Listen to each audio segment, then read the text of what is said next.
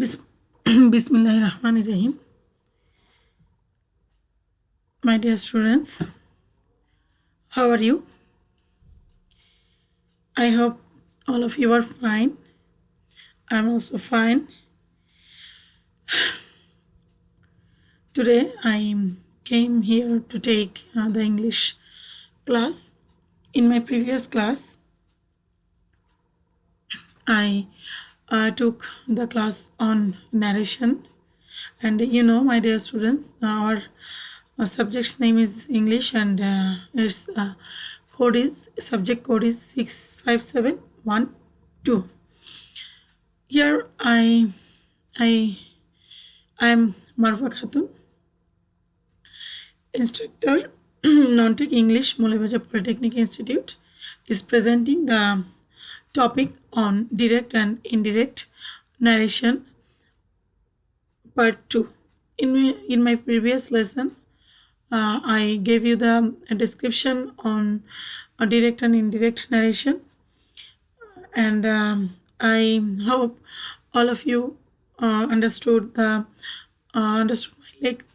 my lecture very much, and I think you understand the lesson finally. In my previous class, I gave you the definition of direct and indirect narration, and give some examples, and show you the parts of the sentences in which part is called reporting verb, which one is reported speech, and so on. Now, in my today's class, I am going through the detailed description. After my description, you will understand the narration. I hope তোমাদের এর মধ্যে আর কোনো problem থাকবে না, and before entering my lesson, I'm telling you about the objectives of the lesson,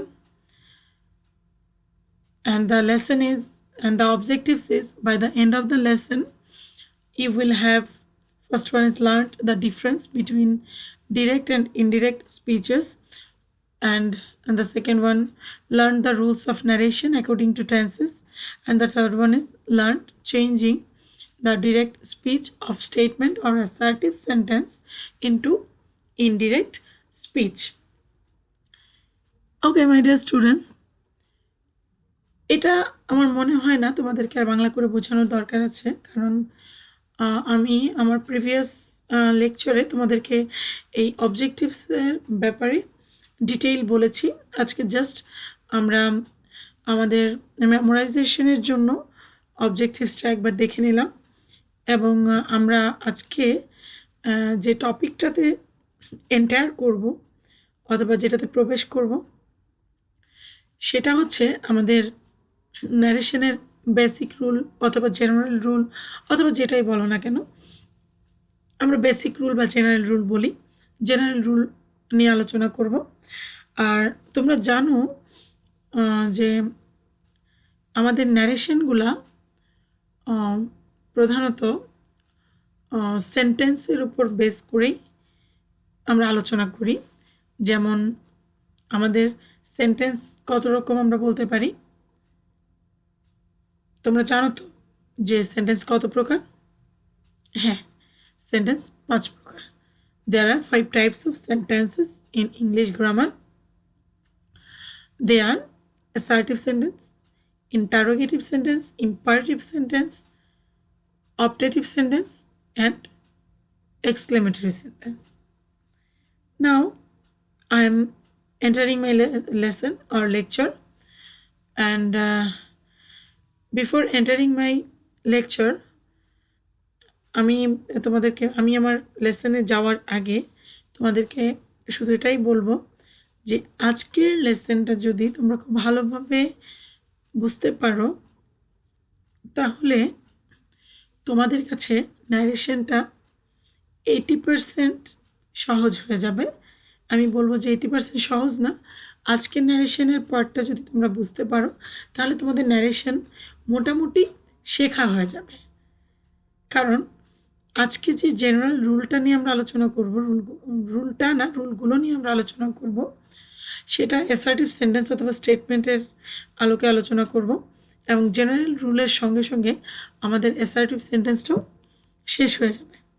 এবং এই অংশটা আমরা যদি ভালোভাবে বুঝতে পারি তাহলে পরবর্তীতে আমরা আমাদের এই নলেজটাকে কাজে লাগিয়ে যে বাকি 4 প্রকার সেন্টেন্স আছে বা বাকি যে পার্টগুলো থাকবে, যে রুলগুলো থাকবে, ওই একই প্যাটার্নে যাব, শুধুমাত্র কয়েকটা জায়গা, 2-1টা জায়গা ছাড়া বাকি সব জায়গা একই রকম থাকবে।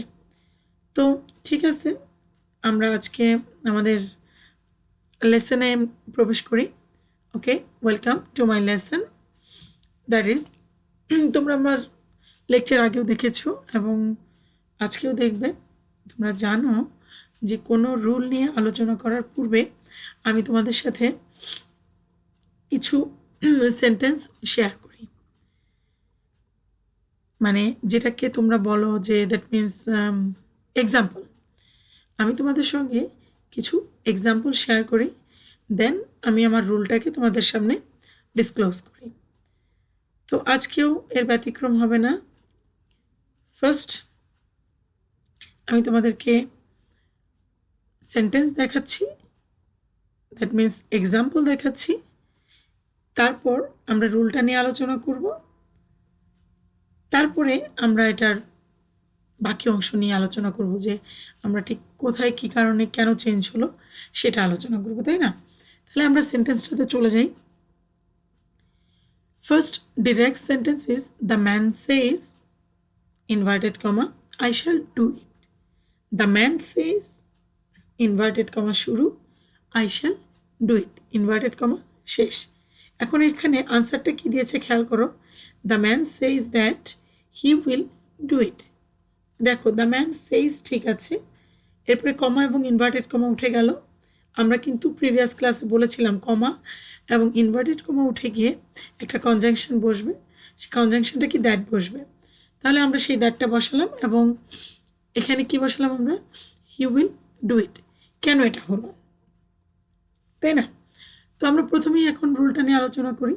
রুল কি হচ্ছে, এখানে আমাদের রুলটা কি দাঁড়াচ্ছে, if the reporting verb is in the present or future tense, the tense in the reported speech is not changed. আমরা তো জানি রিপোর্টিং ভার্ব কোনটা, বলো তো রিপোর্টিং ভার্ব কোনটা? ইয়েস, এখানে রিপোর্টিং ভার্বটা হচ্ছে আমার সেজ। এখানে সেজটা হচ্ছে প্রেজেন্ট ফর্মে। এখন এখানে আমার রুলটা বলছে যদি রিপোর্টিং ভার্বটা প্রেজেন্ট ফর্ম অথবা ফিউচার ফর্ম হয় তাহলে আমাদের যে রিপোর্টেড স্পিচ আছে সেই রিপোর্টেড স্পিচের টেন্সের কোনো পরিবর্তন হবে না। তাহলে দেখো, সেম ওয়েতে কী ছিল, আই শ্যাল ডু ইট, সেটা হয়ে গেছে he will do it. Future ফর্মেই কিন্তু সে রয়ে গেল, তার কিন্তু কোনো চেঞ্জ হয়নি, শুধুমাত্র এখানে পার্সনের পরিবর্তন হয়েছে। আর তোমরা তো জানো যে পার্সনের কিভাবে পরিবর্তন হয়, জানো তো নাকি? হ্যাঁ, তারপরেও তোমাদের জন্য আমি আবার বলছি, যদি রিপোর্টেড স্পিচের সাবজেক্টটি ফার্স্ট পার্সন হয় তাহলে সে পরিবর্তন হবে কি অনুসারে, রিপোর্টিং যে স্পিচ আছে মানে রিপোর্টিং ভার্বের আগে যে সাবজেক্ট আছে সেই সাবজেক্টের পার্সন অনুসারে। তাহলে এখানে পার্সনটা কি ছিল, দ্য ম্যান, থার্ড পার্সন, তাই এখানে আমাদের আয়ের পরিবর্তে কি হলো, হি হলো। এবং এখানে যদি আই না থেকে ইউ থাকতো তাহলে কি হতো, সেটা কি হতো, রিপোর্টিং যে ভার্ব আছে তারপরে যে অবজেক্টটা বসতো সেই অবজেক্ট অনুসারে পরিবর্তন হতো। আর যদি এখানে আই শ্যাল না থেকে হি উইল ডু ইট থাকতো মানে থার্ড পার্সন থাকতো, আই এর পরিবর্তে যদি হি থাকতো, তাহলে এখানে পার্সনের কিন্তু কোনো পরিবর্তন হতো না। যদিও আমি এখানে তোমাদেরকে এ ব্যাপারে কোনো নোট দেইনি, আমার মনে হয় তোমরা এটা জানো। সো এই সিম্পল ব্যাপারটা আমি তোমাদেরকে নোট দিতে চাইনি, জাস্ট তোমাদের সাথে আমি আমার যে নলেজটা আছে ওটাকে শেয়ার করলাম। এবং আমি জানি তোমরা সকলেই এটা বলতে পারবে এবং তোমরা সকলেই এটা জানো। তাহলে আমি আমার জেনারেল রুল প্রথমে আবার আলোচনা করে নিচ্ছি। কি বললাম? যদি রিপোর্টিং ভার্বটা প্রেজেন্ট ফর্মে হয় অথবা ফিউচার টেন্সে হয়, তাহলে রিপোর্টের যে স্পিচটা আছে সেই রিপোর্টের স্পিচের কোনো পরিবর্তন হবে না। এর পরবর্তী রুলে চলে যাই। দেখো, রুলে যাওয়ার পূর্বে আমি আবার এক্সাম্পলে যাচ্ছি। কি লেখা আছে দেখো, he said I am reading a book. He said comma inverted comma শুরু, I am reading a book inverted comma শেষ। আনসারটা এখানে কী দেওয়া আছে, তার পূর্বে আমি রুলটা নিয়ে আলোচনা করব। রুলটা কি বলছে?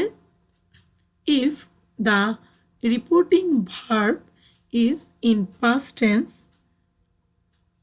the verb in the reported speech is changed into the corresponding past form.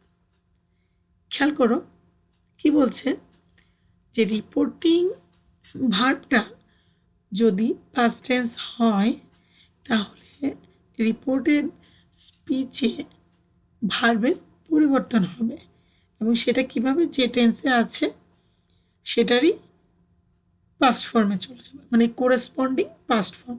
তাহলে আমরা আনসারটাতে চলে যাই। Come to the answer. আনসারটা কি হচ্ছে দেখো, let's see. He said that, এটুকু নিশ্চয়ই তোমাদেরকে আর বলতে হবে না কেন দ্যাট হলো। দ্যাট সাবজেক্টেরও কেন পরিবর্তন হলো সেটাও বলতে হবে না। হি সেড দ্যাট হি, এখন এটা ছিল আই এম রিডিং এ বুক, মানে প্রেজেন্ট কন্টিনিউয়াস টেন্স। এখন বলা হচ্ছে এটা কোরেসপন্ডিং পাস্ট ফর্মে চলে যাবে। তাহলে এটা কোথায় যাচ্ছে? কোথায় যাচ্ছে? ভেরি গুড, এটা যাচ্ছে পাস্ট কন্টিনিউয়াস টেন্সে। তাহলে কি হয়ে যাচ্ছে? He was reading a book. He said that he was reading a book. তাহলে আমার সেন্টেন্সটা ছিল he said I am reading a book. এটা এখন হয়ে গেল he said that he was reading a book. কেন হলো? কারণ হচ্ছে রিপোর্টিং ভার্বটা যেহেতু পাস্ট টেন্সে আছে, তাই রিপোর্টেড স্পিচের ভার্বটাও তার কোরেসপন্ডিং পাস্ট ফর্মে চেঞ্জ হয়ে যাবে। Okay, come to the next rule. Before entering the rule আমরা এক্সাম্পল নিয়ে আলোচনা করব। এক্সাম্পলটা কি খেয়াল করো, ডিরেক্ট ফর্মে কি আছে, Kabir said to me comma inverted comma শুরু, I was sick inverted comma শেষ। Kabir said to me I was sick. এখানে রুলটা কি বলছে, if the reporting verb is in the past tense, reporting verb is in the past tense and the verb of the reported speech is in past indefinite tense, it is changed into the past perfect tense. Okay, my dear students, I'll look at the example. Here, Kabir said, here said is the past form and I was sick, was is the another past form এবং এই I was sick এটা হচ্ছে past indefinite tense. তাহলে এটার কিভাবে পরিবর্তন হবে বলা হচ্ছে, পাস্ট ইনডিফিনিট টেন্সটা চলে যাবে পাস্ট পারফেক্ট টেন্সে। তাহলে কি হবে, Kabir said to me that, Kabir said to me that he had been sick, he had been sick. এই যে আই ওয়াজ সিক ছিল যেটা, সেটা ছিল পাস্ট ইনডিফিনিট ফর্মে, তাই সে কোথায় চলে গেল, পাস্ট পারফেক্ট টেন্সে চলে গেল। Very good. কেন এটা হলো?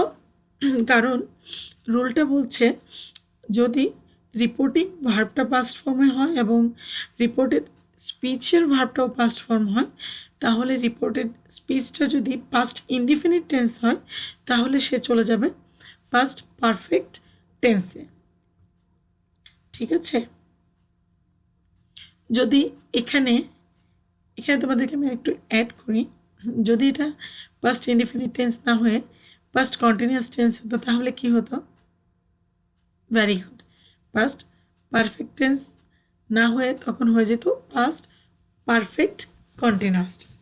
ভেরি গুড, তাহলে আমাদের এটা পরিবর্তনটা আমরা জেনে গেলাম।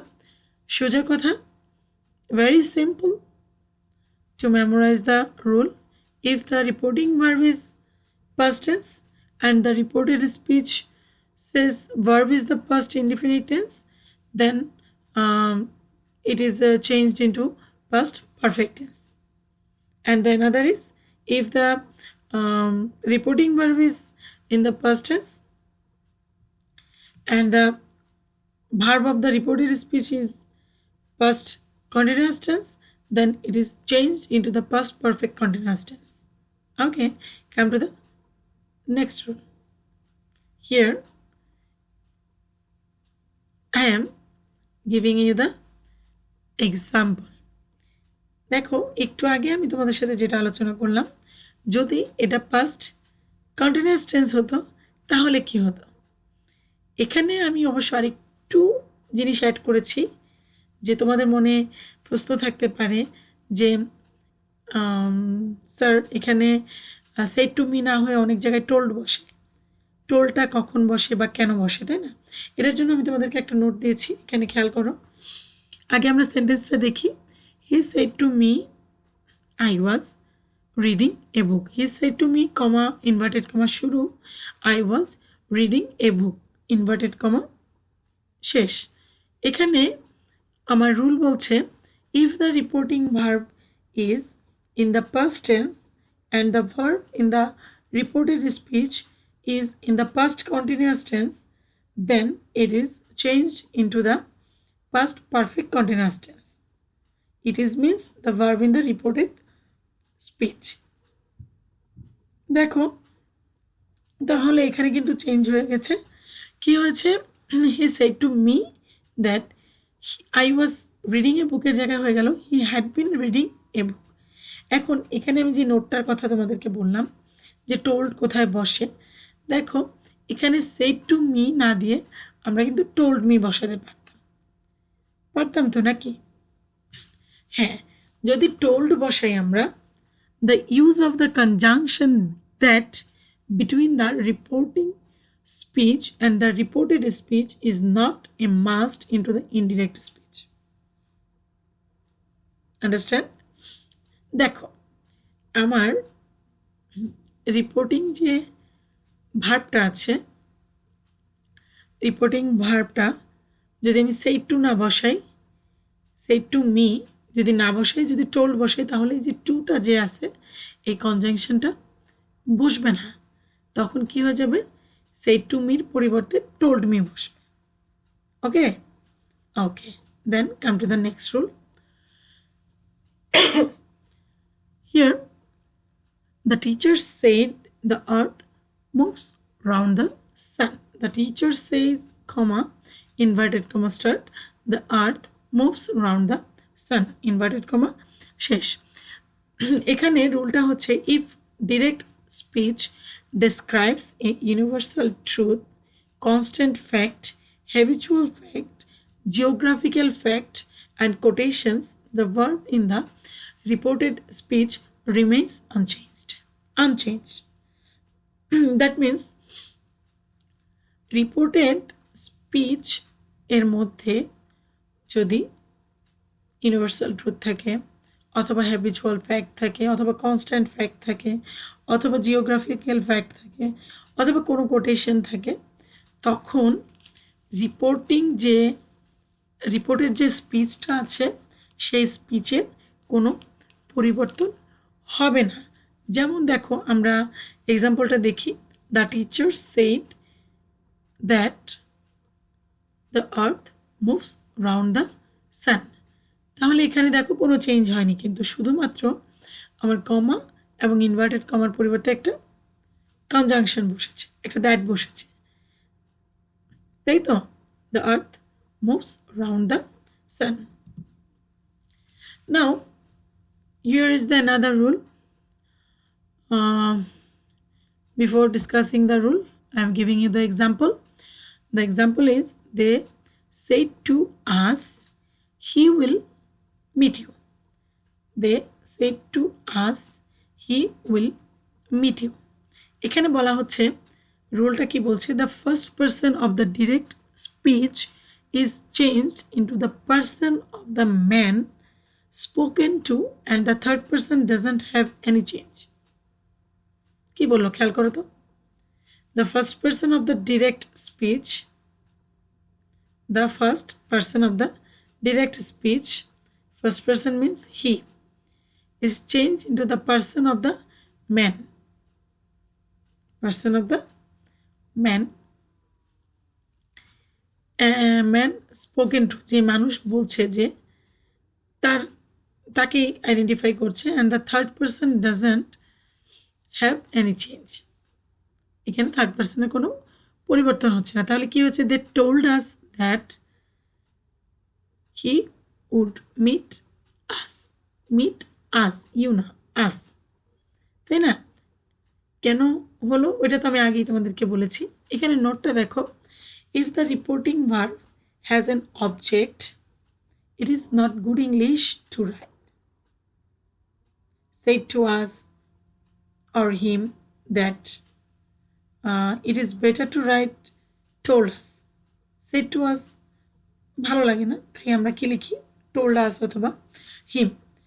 এর জন্যই আমাদের they said to us এর পরিবর্তে they told us দিয়েছি। এখানে said to দিলে প্রবলেম ছিল না, বাট ভালো লাগে ইংলিশে, এটা শুনতে অনেক ভালো লাগে, লিখতে অনেক ভালো লাগে যে told us, they told us। তাহলে students come to the next rule, that is he said the children sang, danced and played. Here if the reported speech has two or more verbs, reported speech has two or more verbs occurring at the same time, the past tense of the verbs is not changed. দেখো reported স্পিচের মধ্যে যদি আমার দুই অথবা ততোধিক verb থাকে at the same time একই সময়, the past tense of the verbs is not changed, ভার্বের যে পাস্ট ফর্মটা আছে সেটা চেঞ্জ হবে না, ঠিক আছে? তাহলে আনসারটা কি হচ্ছে, he said that the children sang, danced and played. দেখো এখানে কিন্তু আমার যে রিপোর্টেড স্পিচটা আছে, রিপোর্টেড স্পিচের ভার্বের টেন্সের কোনো পরিবর্তন হয়নি, এটা যা ছিল ডিরেক্ট ফর্মে ইনডিরেক্ট ফর্মেও তাই হয়েছে, মানে হি said that the children স্যাং, danced and played. Okay, here is the end of the basic rule or general rule.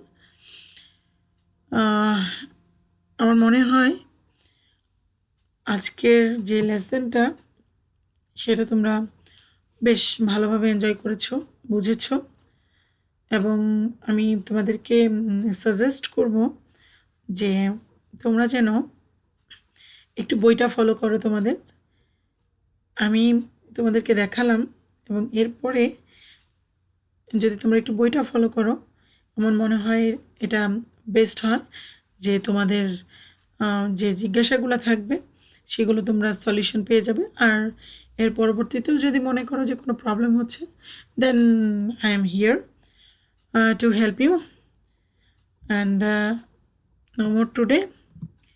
Thank you all and take care. এই করোনাকালীন সময় তোমরা সকলেই ভালো থাকবে, প্রতিদিনের মতোই আমি তোমাদেরকে সেম উইশ করছি, সকলে ঘরে থাকবে, stay at home, take care of yourself and your family and be well. ভালো থেকো, good bye and take care and prepare your lesson and pray for me.